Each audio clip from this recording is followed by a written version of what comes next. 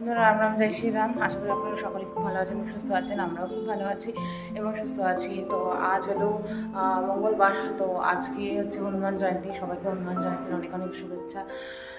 আপনারা সবাই ভালো থাকবেন, সুস্থ থাকবেন, নিজের নিজের পরিবারের সাথে। পৃথিবীর সকল পশু পাখি সবাই যতজন আছে মানুষজন সবাই যাতে ভালো থাকে, সুস্থ থাকে। তো আমি এই বাড়িতে ওই বাড়ি থেকে সমস্ত কাজ টাজ করে এই বাড়িতে এসেছি। তো এখন স্নান টান করে তো এখন পুজোর আয়োজন করব। তো বাজারের দিকে একটু যাচ্ছি।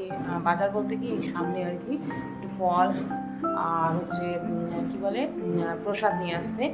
তো প্রভুর পুজো হবে, প্রভুকে তার আগে একটু স্নান করানো হবে, তারপরে ঠাকুরঘর সমস্ত কিছু পরিষ্কার করে তারপরে পুজো করা হবে। তো আমার তো স্নান টান হয়ে গেছে, আমি একদম শুদ্ধ হয়ে গেছি। তো সকাল সকাল তো এখন যাই, আমি গিয়ে সমস্ত একটু বাজারঘাট করে নিয়ে আসি। মাম্মি এখানে বসে আছে, মাম্মি এখন স্নানে যাবে, এই যে দেখতে পাচ্ছেন। আর এই যে প্রভুর জন্য এখানে সব রেডি করেছি, প্রভুকে স্নান করাবো আজকে, এই যে দেখতে পাচ্ছেন। বন্ধুরা এই যে দেখতে পাচ্ছেন, প্রতি বছর আমি আর মাম্মি দুজনে মিলে এভাবে করে প্রভুর জন্মদিন উৎসব পালন করি। অ্যাকচুয়ালি হনুমান জয়ন্তী মানে বন্ধুরা আপনারা তো জানেনই খুব ভালো মতনই যে মানে হনুমানজির জন্মোৎসব আর কি। তো অ্যাকচুয়ালি এবছরের দিনটাও খুব ভালো পড়েছে। মঙ্গলবারের দিনই হনুমানজির জন্মদিন, প্লাস মঙ্গলবারের দিন প্রভু রাম আর মাতা সীতার আর মানে বিয়ের দিন আর কি। তো মঙ্গলবারের দিন আমার কাছে খুবই স্পেশাল দিন আর কি। তো সেটাই। তো এবছর হনুমান জয়ন্তী মানে প্রভুর জন্মদিন এই বছরে মঙ্গলবারেই পড়েছে, খুব ভালো দিনে পড়েছে। তো হেজে নিজের হাতে সত্যি পুজো করলে না মনটা একদম শান্তি লাগে। আর দেখবেন বন্ধুরা পুজো করার পরে না সত্যি মনটা এত শান্তি লাগে মানে কি আর বলবো। তো এই যে আমি তো সমস্ত কিছু বাজার টাজার করে মানে ওই ফল প্রসাদ হালকা আর মিষ্টি লাড্ডু এগুলো সমস্ত কিছু নিয়ে এসে এই যে এখন পুজো করতে আর কি বসবো বন্ধুরা।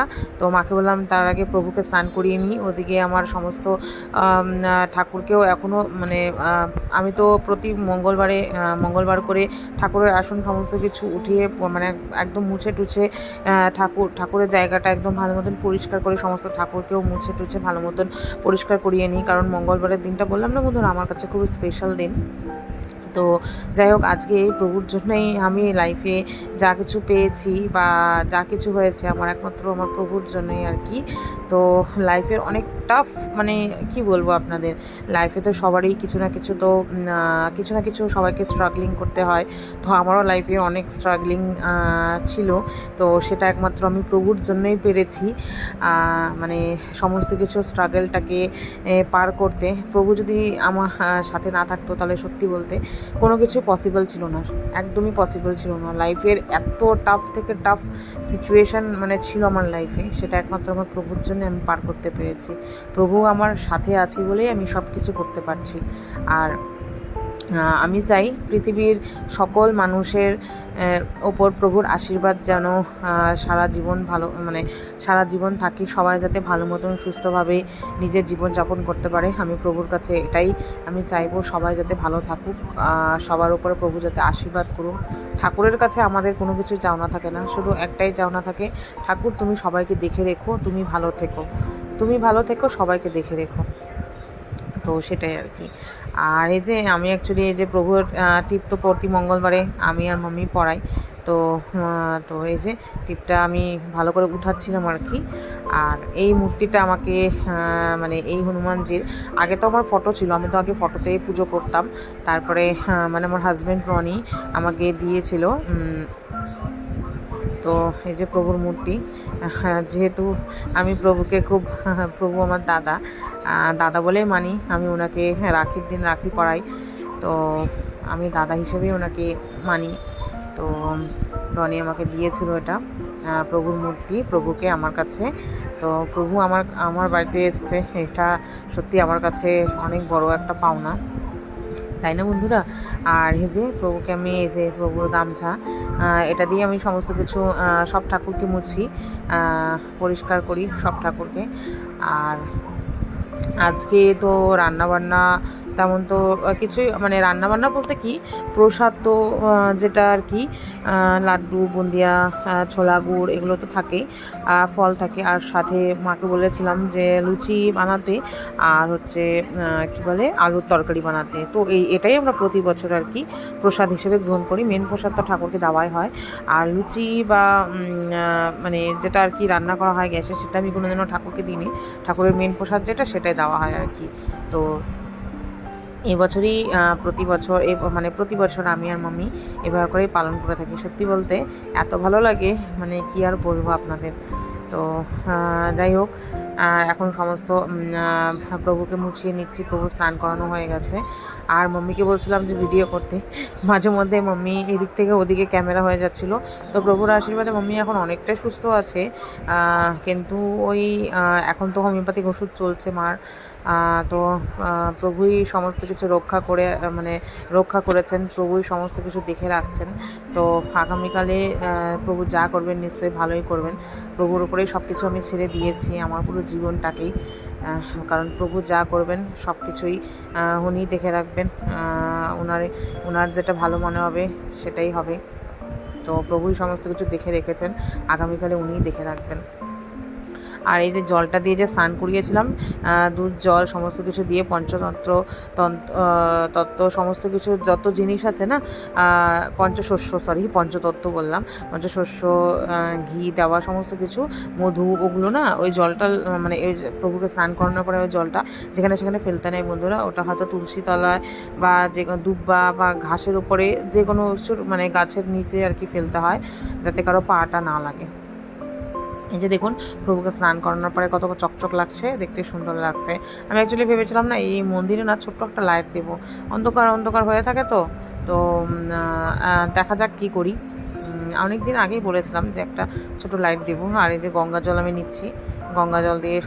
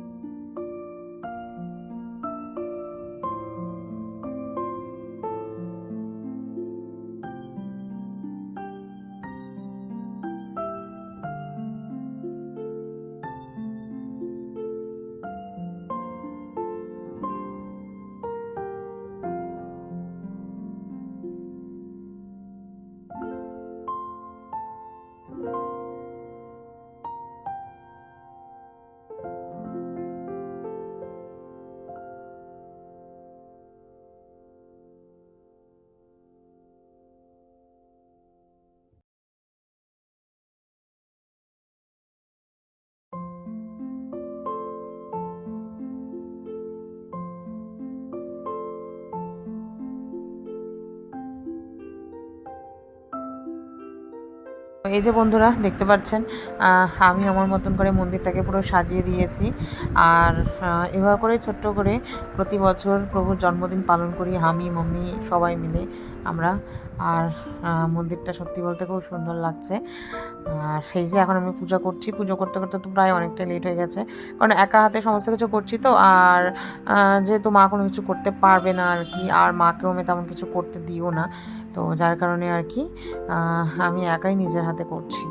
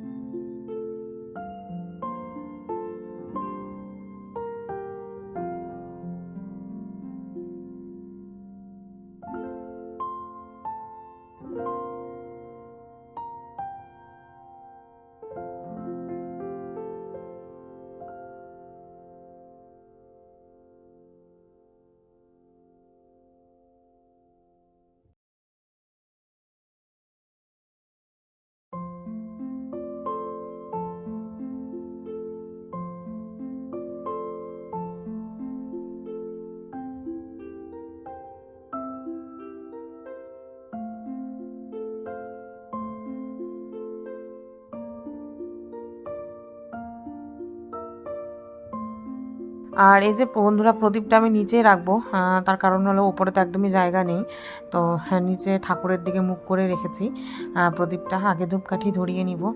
আর পুজো করতে করতে তো আমি হনুমান চালিসা পড়ছিলাম, প্রভুর নাম জপ করছিলাম আর কি। তো হনুমান জয়ন্তীতে না, মানে হনুমানজিকে পুজো করার আগে না, সবার থেকে আগে প্রভু রামকে পুজো করতে লাগে, প্রভু রামকে স্মরণ করতে লাগে, তারপরে হনুমানজিকে পুজো করতে লাগে। কারণ রামের মধ্যেই হনুমানজি বিরাজমান, তো সবার প্রথমে প্রভু রামকে স্মরণ করতে লাগে, তারপরে হনুমানজির পুজো করতে লাগে। পুজো হয়ে গেল। তো এই যে বন্ধুরা দেখতে পাচ্ছেন, আর এই যে আপনাদের একদম সামনের থেকে প্রভুকে দর্শন করাচ্ছি। এই যে দেখুন কত সুন্দর লাগছে। তো বন্ধুরা এই যে দেখতে পাচ্ছেন মাম্মি এখানে যে সবজি বানাচ্ছে, আর এই যে আলুগুলো বয়েল করে নিয়েছে, আলুর তরকারি বানাবে। আর এখানে এই যে মাম্মি লুচির জন্য আটা মেখে নিচ্ছে, কারণ মাম্মির হাতে রুটি বা লুচি যা নরম হয় সত্যি বলতে, মানে একদমই নরম হয়, মানে এত টেস্ট লাগে, সবাই প্রশংসা করে মাম্মির হাতের রুটি লুচি, এত সুন্দর ময়াম দেয় না মা, সেটা আমিও দিতে পারি না। তো যাই হোক এখানে আমি বেলে নিচ্ছি আর ফ্রাই করে নিচ্ছি। তো মাকে আমি বেশিক্ষণ দাঁড়িয়ে থাকতে দিই না অ্যাকচুয়ালি। তো যাই হোক তাও মা প্রভুর নাম নিয়ে করে সব কিছুই কাজ, আসতে ধীরে সুস্থে। আর এই যে ফুলকো ফুলকো লুচি, তো ভাবলাম যে আগে শ্বশুর বাড়িতে দিয়ে আসবো, ওই বাড়িতে প্রসাদ, তারপরে আমি আর মাম্মি মিলে খাবো, সবাইকে প্রসাদ দিয়ে তারপরে। আর এই যে আমি আর মাম্মি বসে পড়েছি তরকারি আর লুচি নিয়ে। আর এই যে মাম্মি এখন সোফাতে বসেই খাই ভাবে করে, কারণ মাম্মি খেতে একটু অসুবিধা হয় আর কি। আর এই যে এ বাড়িতে এসে গেছি বন্ধুরা, এই যে বসে আছি। আর বাইরে এত গরম, আমি আপনাদের কী বলবো, প্রচুর গরম বাইরে। তো এখন এই যে ওই বাড়ির থেকে এসে বসে আছি, একটু তুললাম, প্রচুর গরম। তো বন্ধুরা এই পর্যন্ত ভিডিওটা রাখলাম। আর দেখুন দুষ্টু বুড়ির কি দুষ্টুমি। তো দেখা হচ্ছে আগামী ভিডিওতে। সবাই ভালো থাকবেন, সুস্থ থাকবেন, টাটা বন্ধুরা।